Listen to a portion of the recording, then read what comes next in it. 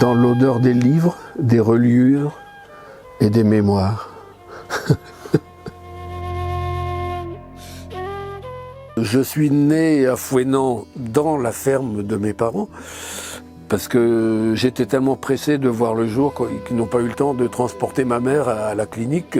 Donc je suis né dans la ferme entre veaux, vaches, cochons, le tas de fumier et la barrique de cidre. Ce qui fait mon attachement peut-être à toutes ces choses-là, ça résonne beaucoup en moi. Je suis très très ancré dans la terre de mes origines. Alors j'ai vécu jusqu'à l'âge adulte dans la ferme de mes parents. Et puis lorsque je suis entré à l'hôpital Gourmelin pour faire des études d'infirmier, je précise, je suis venu habiter à Quimper en 78 et c'était plus pratique pour moi d'être près de mon boulot ensuite parce que j'ai fait toute ma carrière comme infirmier à l'hôpital Gourmelin. Moi j'ai commencé à écrire en fait dans les années 70, vers l'âge de 20 ans, quand avec des amis, on a commencé à imaginer la création d'un petit groupe de rock. On n'était pas très performants, mais on faisait surtout du bruit en écrivant des textes, en récitant déjà des textes. Et les instruments sont arrivés après, petit à petit, quand les amis en question se sont mis l'un à apprendre à jouer de la batterie, l'autre de la guitare, et ça s'est étoffé comme ça. Je me suis attelé assez vite à l'écriture de textes à travers les tentatives d'écriture de chansons. Ce qui m'a appris un petit peu l'écriture classique, la métrique, parce que les chansons, il faut que ça soit des couplets, des refrains, des octosyllabes ou des phrases quand même avec le même nombre de pieds, que ça soit rimé, pour que ça soit musical en même temps, que ça puisse s'appuyer sur des partitions. Quelques années après, on a commencé à faire de la scène. Le groupe rock qu'on a formé s'appelait Tassement. Donc Tassement, ça veut dire spectre, fantôme en breton. Avec Henri Kervois, le batteur qui est là, c'est décédé depuis, nous avons fait appel à pas mal de musiciens dont certains sont connus maintenant. J'étais pas vraiment chanteur, je braillais, je déclamais en musique, c'était presque un espèce de rap rock quoi. Et on a fait quelques scènes pendant des années et en 80, à l'occasion du festival de Pamar, on s'est retrouvé en une des premières parties de Bernard Lavilliers. Donc c'était pas prévu, mais comme on était très nombreux sur scène, donc on s'est retrouvés comme ça, par simple souci technique, en première partie de Bernard Lavilliers. Et ça nous a un peu propulsé, je dois dire.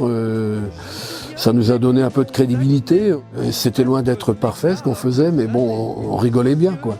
Voilà, le groupe, ça s'est arrêté tout simplement, peut-être par usure de ce concept de rock and roll, on appelait ça. C'était du rock parodique dont on écrivait nous-mêmes nos chansons. Hein. Après, je me suis retrouvé pendant une dizaine d'années loin ne faisant plus de scène. Puis là, je me suis attelé à un travail d'écriture assez forcené. J'ai étudié la prosodie classique, tout ça, pour la lâcher après, bien sûr, pour écrire en vers libre.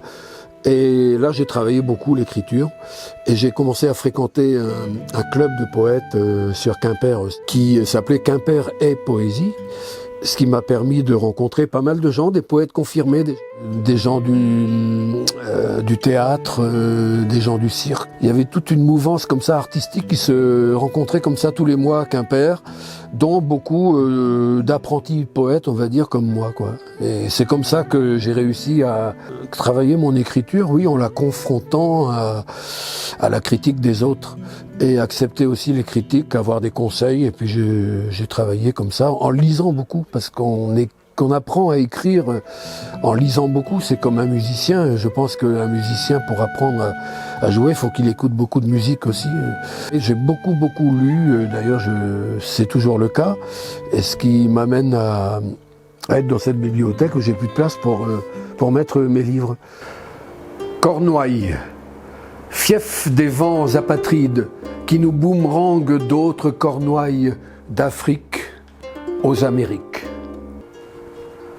Pivot des cultures où se tissaient lins et chanvres, nos harpes chantent l'Asie, le Grand Nord, dans les arêtes des forêts, au souvenir de Victor Ségalen. Finistère de mythes païens, celtiques, christianisés, prisme du nomade, acculé comme une carpe, bouche bée dans les temps. Territoire subversif que les violons tziganes célèbrent jusqu'à la mélasse livide des méduses gisantes d'août. Menhir, totem, rien que la terre en dessous, ma terre unique, ma poudreuse contient le cri des métamorphoses. Nu, dans le lit de plumes d'un aigle aux yeux mouchetés, je m'endors dans la mémoire du vol. Mon premier livre est sorti en 95, Poussière d'ombre, ça s'appelait.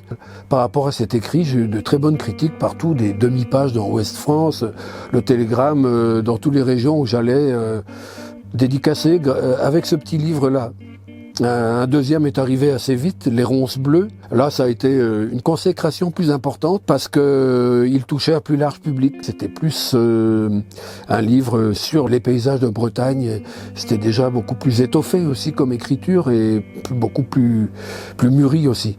Je me suis remis sur scène en 95 dans le récital de poésie avec mon ami Bruno Geneste et Youn Manchek, qui est un flûtiste qui jouait de la flûte traversière. On a eu cette idée de former un trio, 2 poètes et un mec au milieu qui joue de la flûte traversière avec beaucoup d'improvisation sur les textes. Et c'était un truc qui envoyait pas mal. C'était péchu et on a écumé énormément de cabarets, de scènes. Et notre toute première scène, d'ailleurs à Troyes, avec d'autres musiciens qui étaient venus avec nous, c'était à côté de Prague, en République tchèque. On était invités dans un festival de musique celtique là-bas, parce qu'ils revendiquent aussi des influences celtiques. On s'est retrouvés là-dedans à présenter en français un spectacle de poésie qui était traduit pour les Tchèques par des feuillets pour qu'ils puissent suivre à peu près dans leur langue ce que l'on racontait, quoi. Et puis après on a fait toute une grande tournée dans toute la Bretagne, au moins une trentaine de dates. C'était pas mal, une bonne école aussi de la poésie orale dans la tradition des bardes de Bretagne, à la suite de Glenmore, Youn Guernic, tous ces gens-là, quoi. Et on se revendiquait aussi dans cette mouvance-là. Très influencé aussi par les poètes de la Beat Generation, Kerouac, Allen Ginsberg, William Burroughs, Grégory Corso, tous ces gens-là. C'est pour ça que je suis arrivé à la poésie, à l'état pur, mais toujours une poésie orale. Je suis resté dans l'oralité, par contre. J'écris pour restituer sur scène mes textes. Après, j'ai eu un groupe plus étoffé, Yvonique Penven, qui est toujours mon guitariste depuis 21 ans, qui est un guitariste de jazz, un très bon guitariste de jazz, un des meilleurs en Bretagne, qui m'accompagne depuis l'année 2000, avec Youn Manchek. On recrute Dominique Bouchot, qui était un grand harpiste aussi de harpe celtique.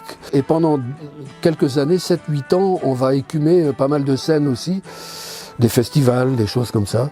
Et puis en parallèle, les cabarets, et les manifestations, spectacles dans les salons du livre, des choses, ou les cafés-librairies aussi.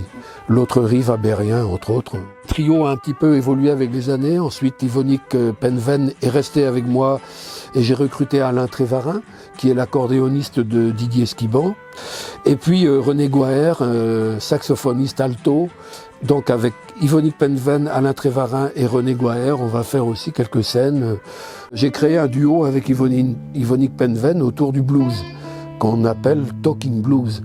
Le blues parlé en fait dans la tradition aussi de Woody Guthrie et des gens comme ça. Et là on tourne à 2, c'est plus facile à placer des fois dans les cabarets, les bars, à 2 on peut tourner plus facilement. Et c'est notre toute dernière création. Ça évoque beaucoup les migrants, les problèmes des migrations dans le monde, qu'elles soient choisies ou forcées, ça évoque beaucoup ça. Et Yvonique Penven a composé des musiques de blues sur chacun des textes.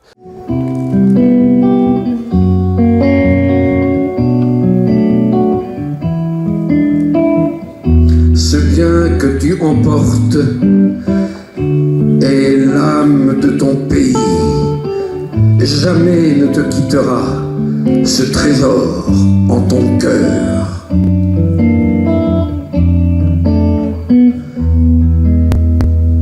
Partout où tu iras, tu garderas le parfum des vents de chez toi, le goût âcre de ta terre. En toi demeurera l'image indélébile sur le quai du départ, le regard de ta mère.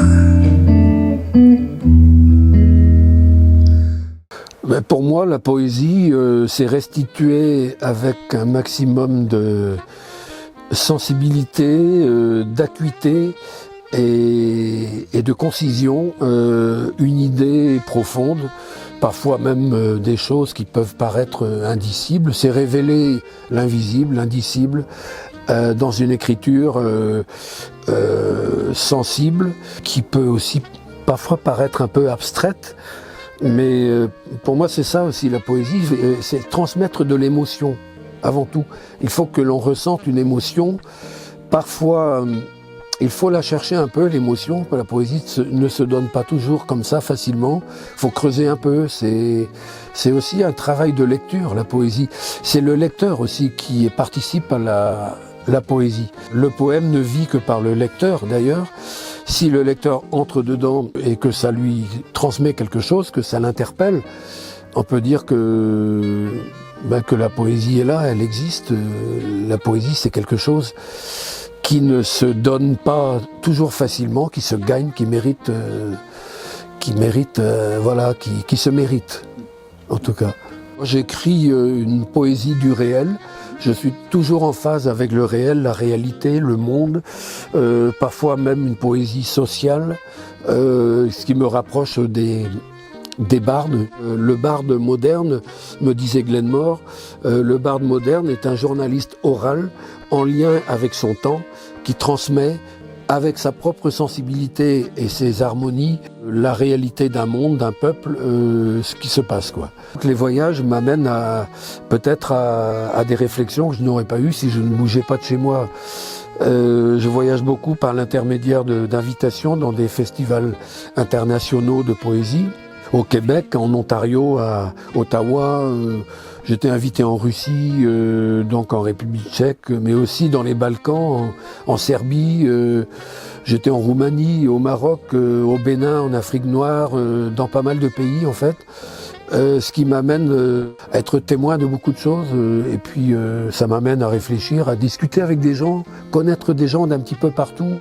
Et quand on rentre avec la tête pleine de choses, et voilà, on sort un petit peu de sa bulle et forcément ça amène à créer sur un autre univers.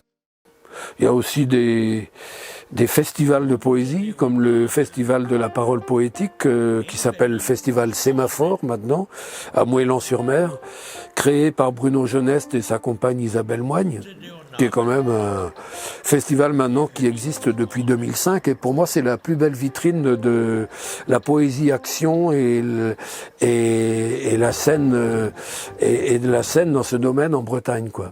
Je suis passionné de brocantes, d'objets insolites, mais aussi de statuettes ethniques, de masques africains, de toutes ces choses-là, de petits personnages, de figurines.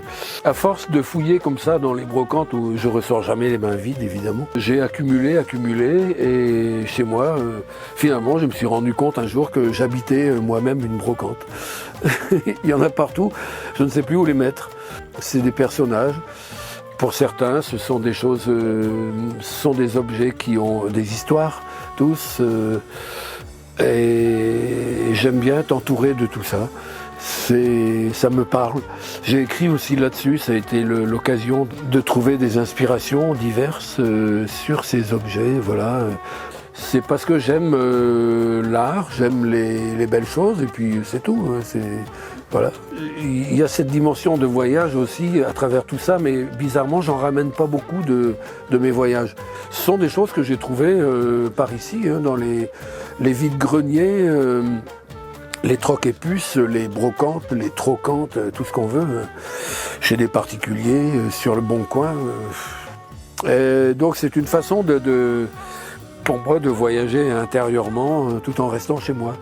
J'ai trouvé des idées d'écriture en observant ces statuettes, sur celles-là qui sont dans la bibliothèque. On voit des personnages, il y a Victor Hugo, Balzac, il y a aussi Jean-Sébastien Bach, Chopin, il y a des divinités grecques, égyptiennes et tout ça. J'ai écrit effectivement là-dessus. Ne vous laissez pas glisser dans la morosité et dans la tristesse, allez toujours de l'avant, il y a toujours quelque chose à faire, et il faut toujours avancer, se surprendre, faut brûler pour vivre, et faut pas rester tiède, il faut brûler quoi, il faut foncer, il faut être vivant.